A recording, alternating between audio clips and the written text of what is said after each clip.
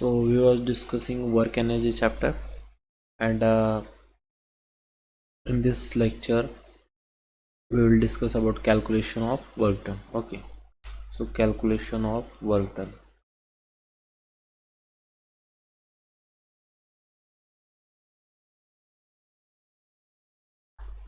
Okay, so इस point में हम कैलकुलेशन ऑफ वर्क डन में हम दो टाइप के फोर्सेस के कारण जो वर्क डन होता है उसको कैलकुलेट करेंगे। पहले तो ऐसे फोर्सेस जो कि कांस्टेंट होते हैं, ठीक है, constant forces, work done bye constant forces. और दूसरे टाइप के जो फोर्स होते हैं जो कि वेरी करते हैं, ठीक है ना, so variable forces, work done by variable forces. Constant force के कारण जो वर्क डन होते हैं उसे कैसे हम कैलकुलेट कर सकते हैं और उसकी क्या क्या प्रॉपर्टीज़ हैं, इस बारे में हम डिस्कस करेंगे। और सेकंड बी पॉइंट में वेरिएबल फोर्सेस जैसे कि स्प्रिंग फोर्स हो गया, तो उन वेरिएबल फोर्सेस के कारण वर्क डन कैसे कैलकुलेट किया जाता है उस पर डिस्कस करेंगे और उसकी प्रॉपर्टीज़ हम देखेंगे, राइट।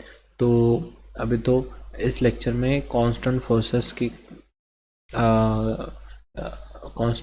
के कारण वर्क डन कैलकुलेट कैसे करते हैं इसके बारे में हम देखेंगे, राइट।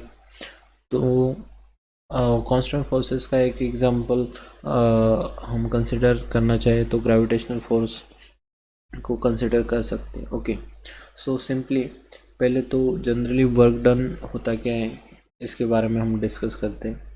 तो वर्क डन आपको पता है कि वर्क डन हमने डिस्कस किया था force into displacement, right. So work done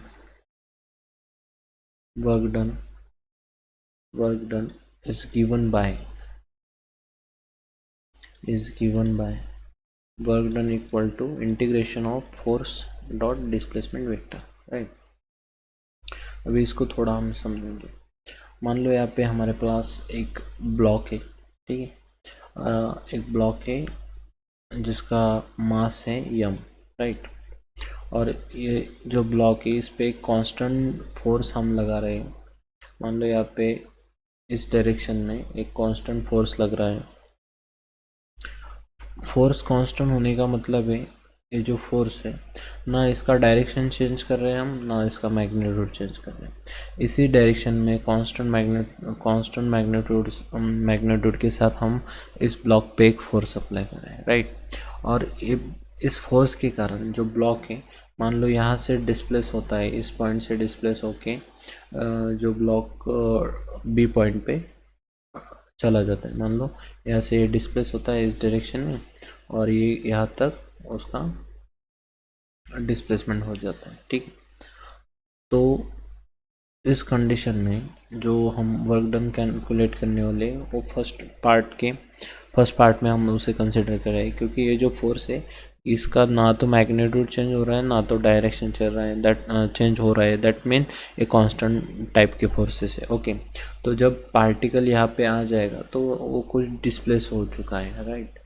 तो यहाँ पे जो फोर्स लग रहा है अभी भी वही फोर्स लग रहा है, राइट, कुछ इस तरह से फोर्स है। तो पार्टिकल कितना डिस्प्लेस हुआ आप देख सकते हो कि पार्टिकल टोटल डिस्प्लेस हुआ ए पॉइंट से लेके यहाँ तक बी पॉइंट तक, राइट।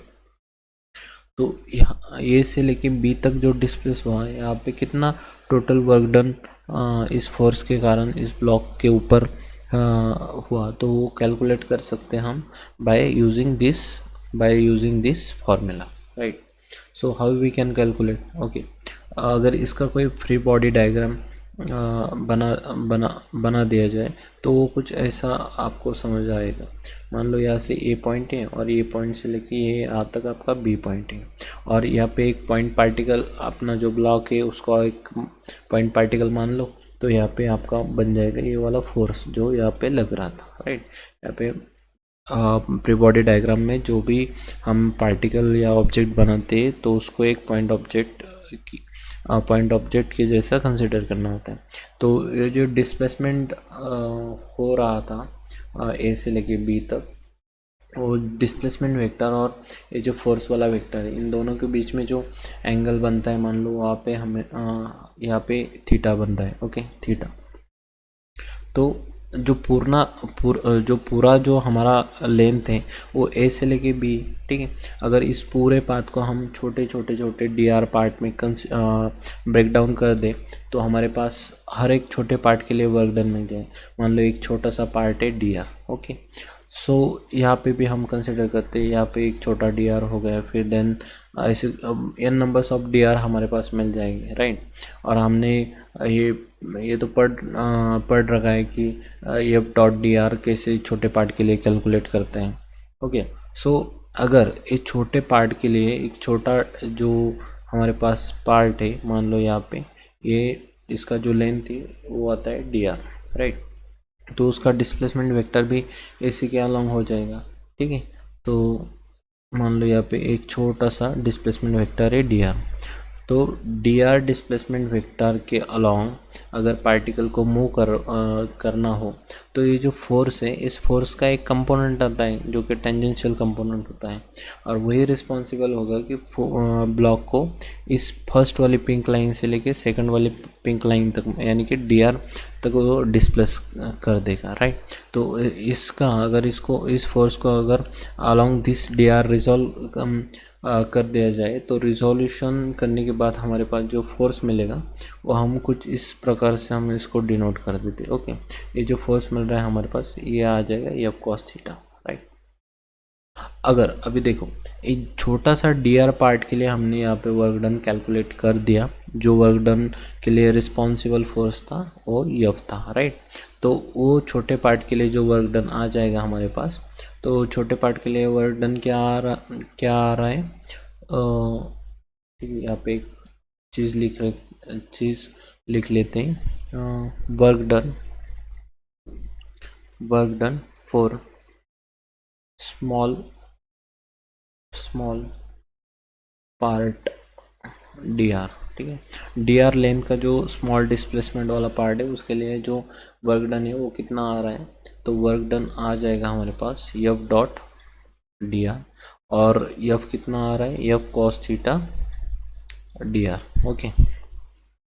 देन अगर पूरे पाथ के लिए हमें वर्क डन फाइंड करना हो तो इंटीग्रेट कर देना चाहिए। मतलब ये जो पूरा पाथ लेन था वो ए से लेके बी तक था, और पूरे पाथ लेन को हमने छोटे छोटे डी आर पार्ट में तोड़ के रखा है, ओके। सो अगर हमें पूरा पाथ का वर्क डन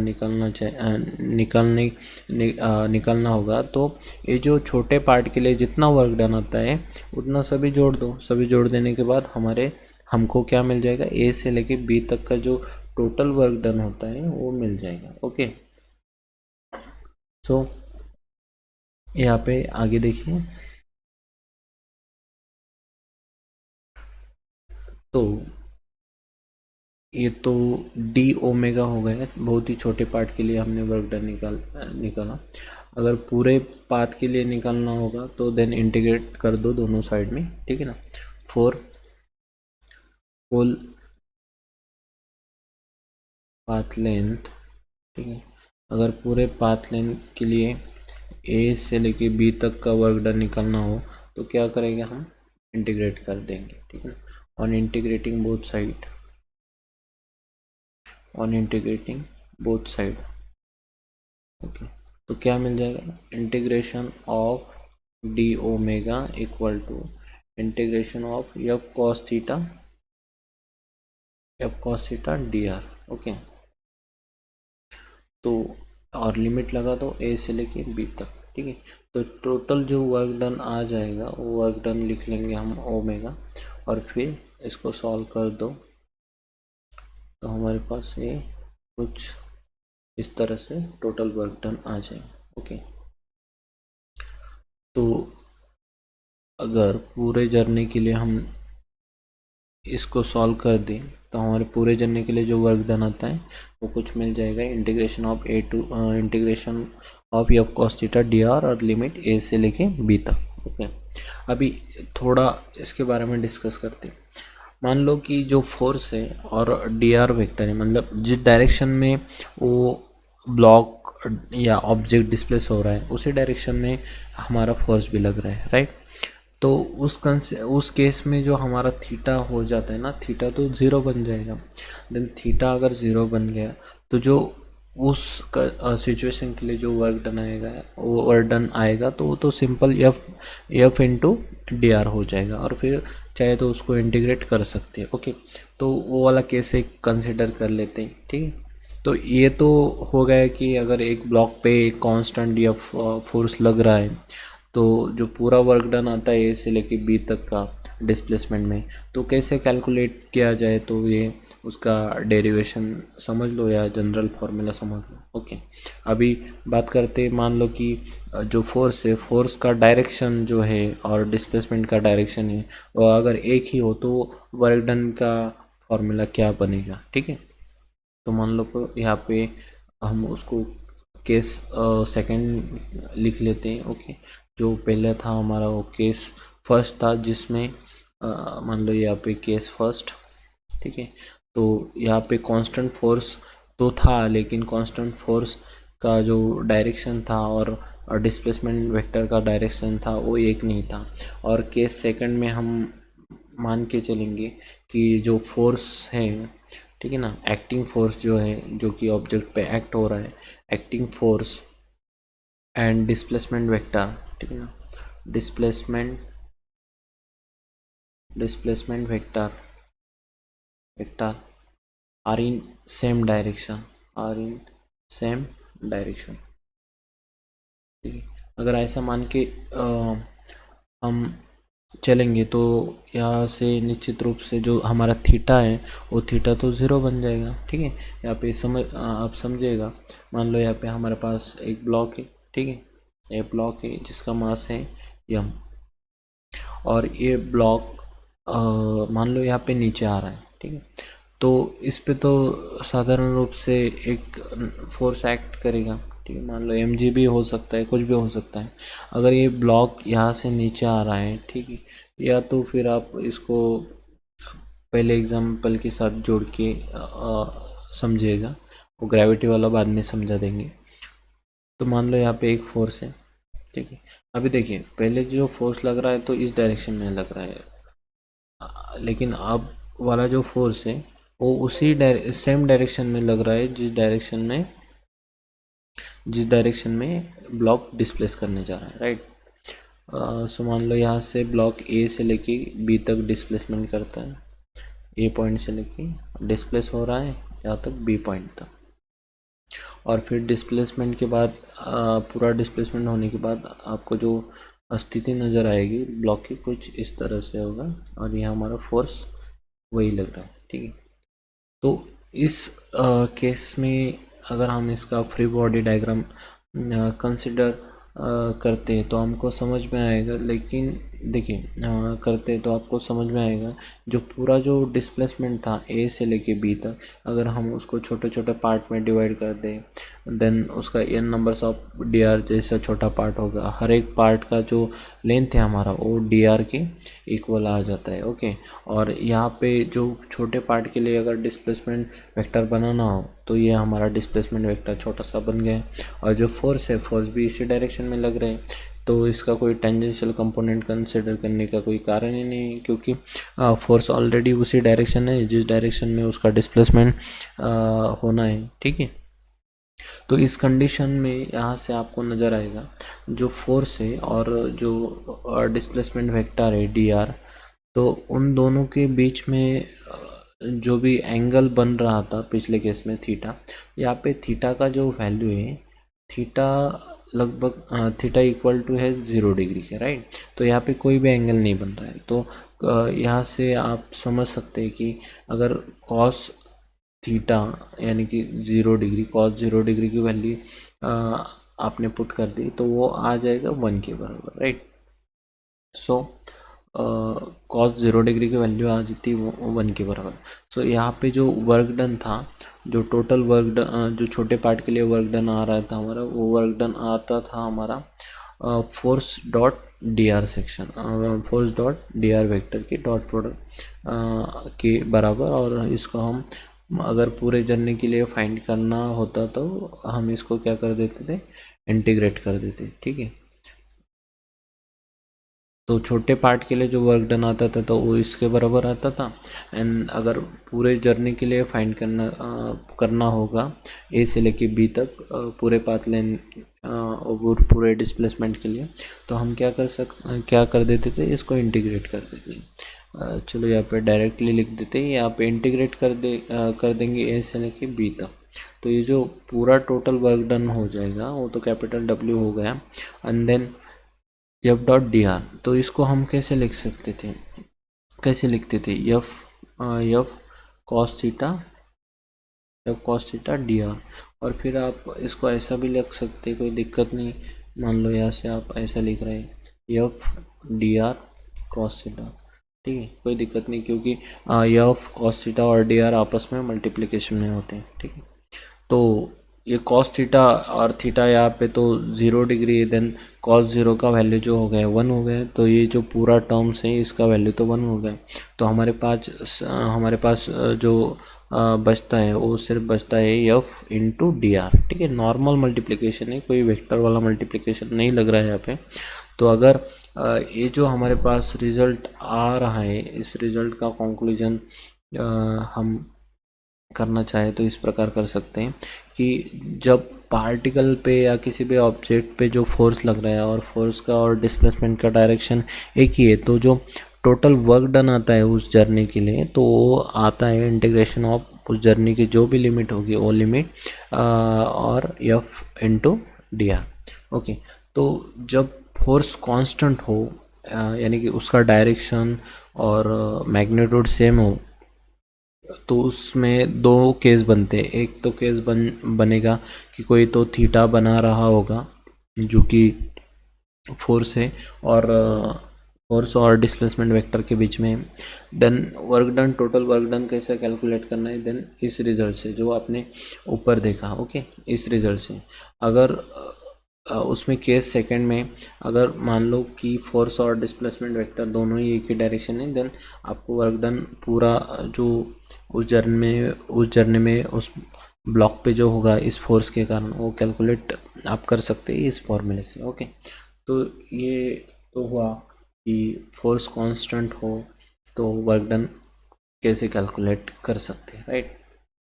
अभी मान लो कि फोर्स, यहाँ पे एक फोर्स हम जो मान के चलते वो ग्रेविटी, राइट। तो ग्रेविटी के कारण जो वर्क डन होता है वो कितना आएगा और किसके बराबर आएगा, और उसके एसोसिएटेड कुछ 2-4 प्रॉपर्टीज़ हैं, तो वो आपको समझनी है, राइट।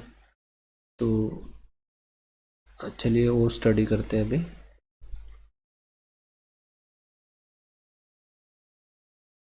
ओके, तो यहाँ पे एक केस 3 बना के चलते हैं।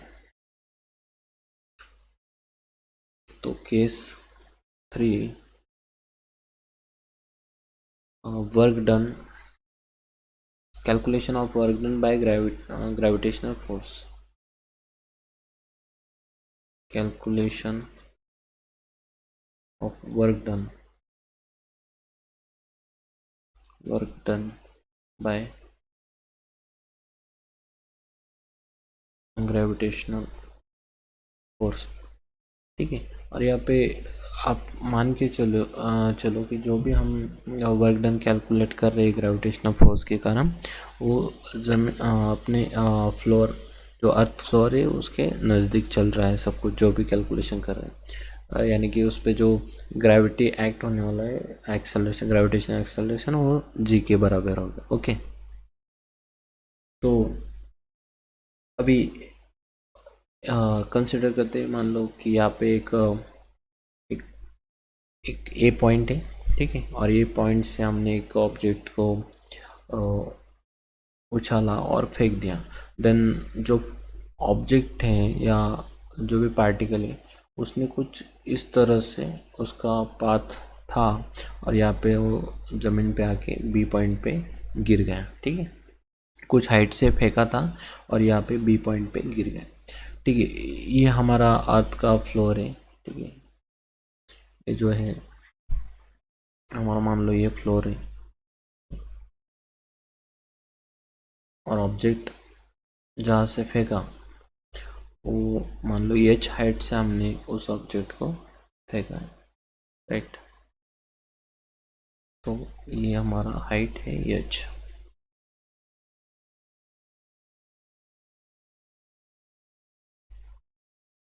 अभी देखिएगा, जो हमारा फॉर्मूला आया था कांस्टेंट फोर्स के लिए, तो वो कुल मिला के आया था हमारा जो वर्क डन होता है, जो पहले केस में हमने कैलकुलेट किया था, ए से लेके बी तक, ओके, और F cos theta d are इसके बराबर है।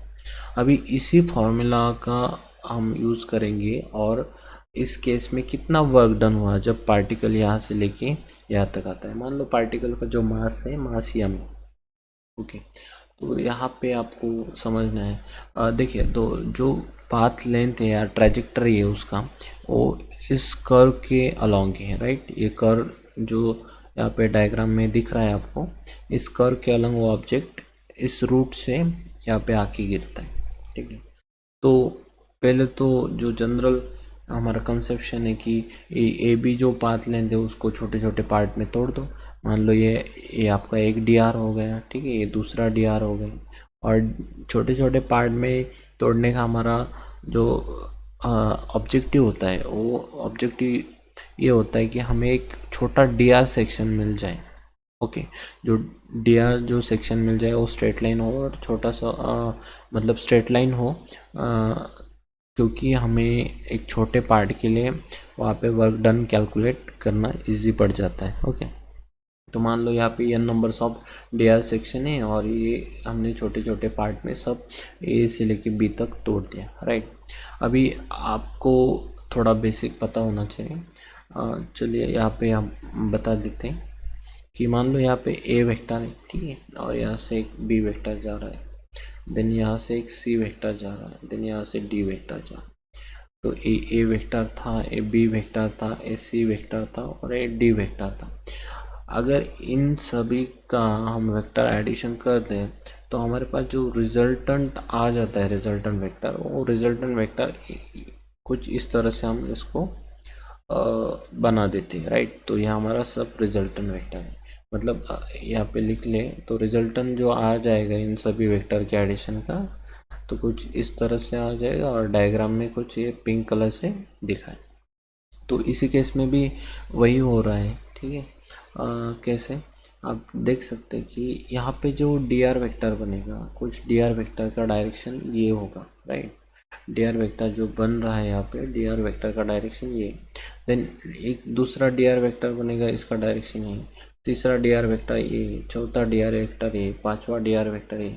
ऐसे छोटे छोटे वेक्टर जो है वो सभी इसी डायरेक्शन में एक्ट कर रहे हैं। और अगर हम और उन सभी का मैग्नीट्यूड इक्वल है, लेकिन हम सभी डी आर वेक्टर को जोड़ दे वेक्टर मेथड से, तो हमारे पास एक वेक्टर आ जाएगा जो कुछ इस तरह से दिखेगा, ठीक है ना, ओके। तो ये हमारे पास रिजल्टेंट वेक्टर है, ठीक है। मतलब एक छोटे छोटे डी आर वेक्टर को हम जोड़ दे तो हमारे पास एक रिजल्टेंट वेक्टर आ गया, ठीक, ओके। अभी देखिए कि यहाँ पे इंटीग्रेशन का मतलब वही होता है कि छोटे छोटे वेक्टर को हमें जोड़ना है, ठीक है। जो छोटे छोटे वेक्टर को हम जोड़ दे वेक्टर मेथड से तो हमारे पास एक रिजल्टेंट वेक्टर आ गया, हम उसको, और इस रिजल्टेंट वेक्टर का जो मैग्नीट्यूड है वो इक्वल टू हो जाता है पार्टिकल के टोटल डिस्प्लेसमेंट के इक्वल में। आपको ये वेक्टर वाला कॉन्सेप्ट पता होगा, आई होप सो, ओके। सो यहाँ पे जो अभी हो जाएगा, देख लीजिए यहाँ पे हर एक पॉइंट पे, मान लो यहाँ पार्टिकल यहाँ पे, तो यहाँ पे तो जब पार्टिकल यहाँ पे था तो कौन सा फोर्स उस पर एक्ट हो रहा था, यहाँ पे उसको स्टार्टिंग में फोर्स एक्सपीरियंस हो रहा था mg, ठीक है।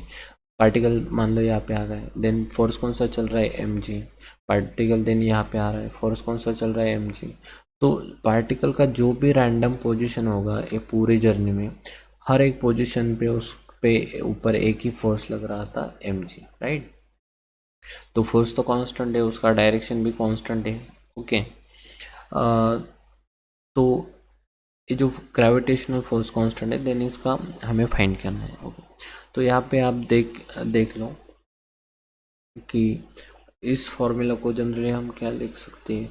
तो फोर्स तो कांस्टेंट है, देन अगर इसको सॉल्व करना हो तो फोर्स को तो बाहर निकाल लो, क्योंकि कांस्टेंट का तो कोई इंटीग्रेशन होता नहीं, तो बीच में जो बच जाएगा तो इंटीग्रेशन लिमिट ए से लेके बी तक, और किसका इंटीग्रेशन हो जाएगा, कॉस थीटा डी आर का हो जाएगा, राइट। अभी आप यहाँ पे समझ लो कि जो कॉस थीटा है, ओके,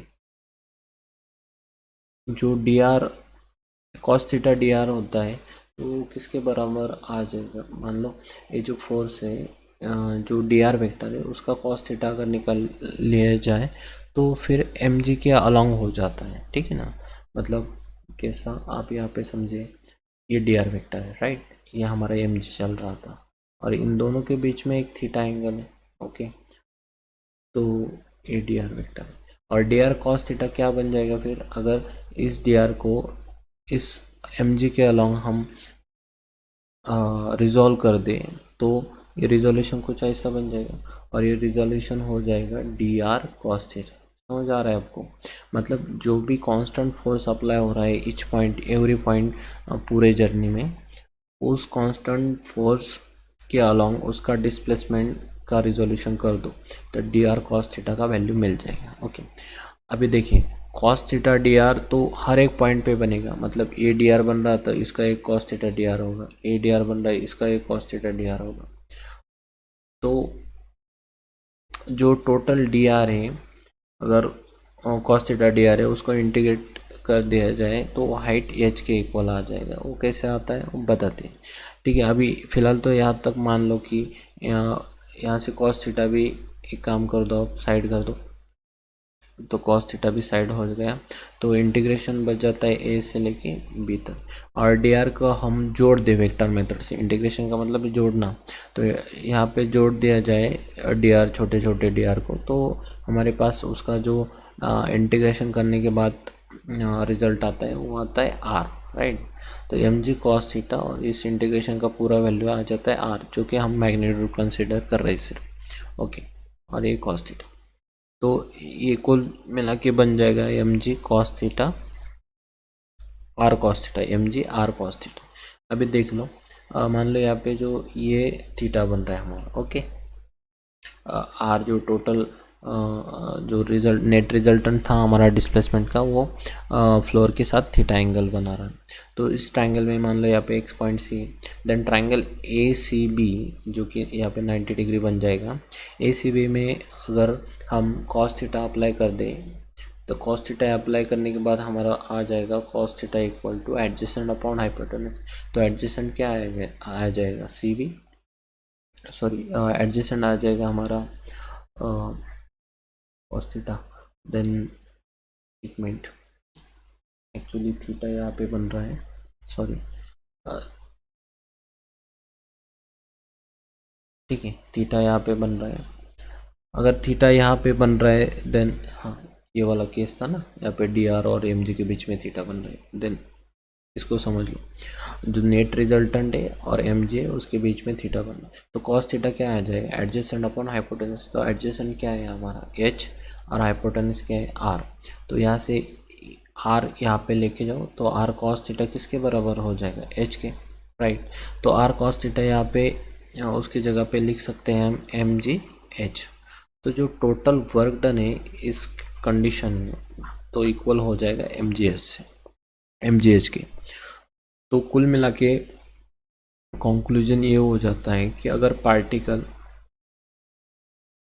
किसी हाइट से, किसी एच हाइट से अगर हम उसको फेंक दें, और चाहे उसका जो पाथ लेंथ हो चाहे कुछ भी हो, देन उसका जो टोटल वर्क डन आता है mg फोर्स के कारण वो हो जाता है एच टाइम्स उसके, ठीक है। मतलब जो टोटल वर्क डन है वो mg फोर्स के एच टाइम हो जाएगा। Okay, so this was a conclusion and this was a case where we calculate the work done by the gravitational force, right?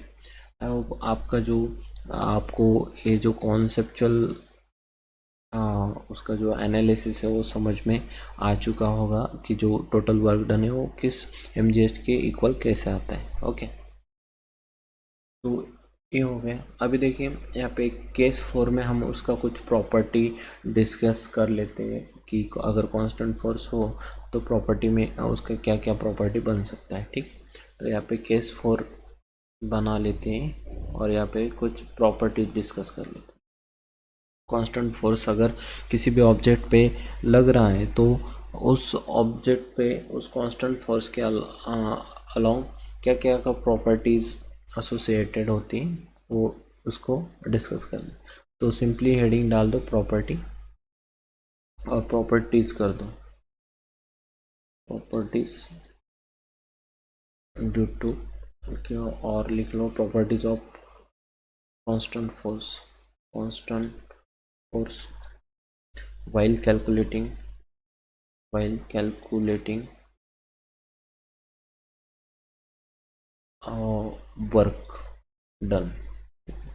Work done जब हम calculate कर रहे हो तब जो कांस्टेंट फोर्स की प्रॉपर्टी आता है वो कौन कौन सा प्रॉपर्टी, ठीक है। जैसे कि इसी कंसिडर में आप समझ लो पार्टिकल ए से लेके यहाँ तक बी तक आ रहा था। ओके, ए पॉइंट से लेके बी तक, मान लो पार्टिकल ए से लेके बी तक आ रहा है और फिर वो जर्नी कंप्लीट करके मान लो यहाँ से फिर हम उसको लेके जा रहे हैं ए पॉइंट। तो पार्टिकल जो नेट डिस्प्लेसमेंट हुआ वो तो नेट डिस्प्लेसमेंट जो है वो तो ज़ीरो हो गया, ठीक है ना। इस कंडीशन में अगर फोर्स कंजर्वेटिव हो या कांस्टेंट हो तो वो जो राउंड द ट्रिप्स जो वर्क डन हुआ तो वो इक्वल टू ज़ीरो हो जाता है, राइट। अभी ज़ीरो क्यों हो जाएगा, तो हमने तो पढ़ा है कि जो वर्क डन होता है ग्रेविटी के कारण, अगर ग्रेविटी फोर्स मान के चले तो वो वर्क डन होता है mg force gravitational force into उसकी एस टाइम से। मतलब पार्टिकल देखो ए से निकल रहा है और आके फिर ए पे ही फिर वो जर्नी कंप्लीट करके ए पे आ रहे हैं, ठीक है। मान लो और कहीं से भी आ सकता है, मान लो यहाँ से एक पार्टिकल बी तक गया और बी से फिर बाद में कुछ घूम फिर के यहाँ पे ए पे आ गया, देन ये वाला पाथ से आप उसका जर्नी पकड़ लो या ए वाला पाथ से पकड़ लो तो उसका जो फाइनल जो डिस्प्लेसमेंट हो रहा है वो नेट डिस्प्लेसमेंट तो ज़ीरो है। तो इसका मतलब उसने कितना हाइट अटेन किया, ज़ीरो। तो अगर उसका हाइट ही कुछ नहीं है तो जो चाहे mg कितना भी हो जाए उसका हाइट के टाइम्स के इक्वल उसका वर्क डन होता है। तो हाइट अगर मतलब डिस्प्लेसमेंट ज़ीरो है तो हाइट ना उसका बढ़ा ना घटा, देन उसका जो टोटल वर्क डन हुआ वो तो ज़ीरो हो जाएगा ना, क्योंकि हाइट तो कोई भी हाइट का तो कोई भी वैल्यू वहाँ पे आई नहीं क्योंकि डिस्प्लेसमेंट तो ज़ीरो है, देन वो टोटल वर्क डन हो जाएगा ज़ीरो। तो एक रिजल्ट है जब ग्रेविटेशनल फोर्स अगर आप कंसिडर कर रहे हो और वो पार्टिकल वो जो ऑब्जेक्ट है वो घूम फिर के उसी पोजीशन पे आता है जिस पोजीशन में उसने जर्नी स्टार्ट किया था, देन उस केस में जो आपका वर्क डन हो जाएगा वो ज़ीरो के बराबर हो जाएगा, ठीक है। अभी इसमें आगे आपको कंजर्वेटिव फोर्सेस और नॉन कंजर्वेटिव फोर्सेस पढ़ने होते हैं, लेकिन वो अभी अगले लेक्चर में हम उसको डिस्कस करेंगे। फिलहाल तो जो प्रॉपर्टी है ग्रेविटेशनल फोर्स के कॉन्टेक्स्ट में तो यही याद रखें कि ग्रेविटेशनल फोर्स के कारण अगर कोई भी ऑब्जेक्ट पे वर्क डन कैलकुलेट करना हो तो वर्क डन वो किसके बराबर हो जाता है, ग्रेविटेशनल फोर्स इनटू जितना भी हाइट वो अटेन करेगा, मतलब मान लो यहाँ से ऊपर जाएगा नीचे जाएगा, जितना भी हाइट में चेंज होगा उस हाइट के चेंज के टाइम्स के इक्वल हो जाएगा वर्क डन। और मान लो पार्टिकल घूम फिर के वहीं पे आता है तो उसका हाइट में कोई भी चेंज नहीं होता इसलिए वर्क डन ज़ीरो हो जाएगा। ओके, तो जो भी कैलकुलेशन ऑफ वर्क डन था वो यहाँ पे डिस्कस किया, ठीक है। रिवाइज कर देता हूँ सभी चीज़ें, आप समझ लो।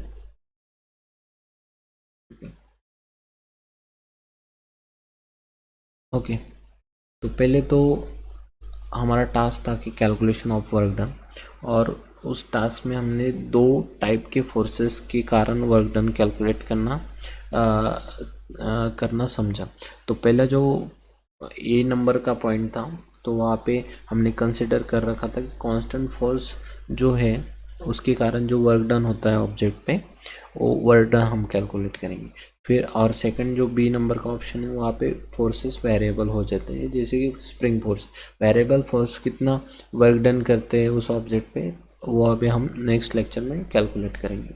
फिर जो ए वाला पॉइंट था, कांस्टेंट फोर्सेस के कारण जो भी वर्क डन होते हैं, वहाँ पे हमने चार केसेस कंसिडर किए। पहले केस में तो हमने ये देखा कि फोर्स कांस्टेंट है, उसका फोर्स कांस्टेंट है, इसका मतलब उसका डायरेक्शन और मैग्नीट्यूड कांस्टेंट है, लेकिन जिस डायरेक्शन में वो डिस्प्लेस हो रहा है, उस डायरेक्शन के साथ वो थीटा एंगल बना रहा है। देन कितना वर्क डन आता है वो हमने समझा।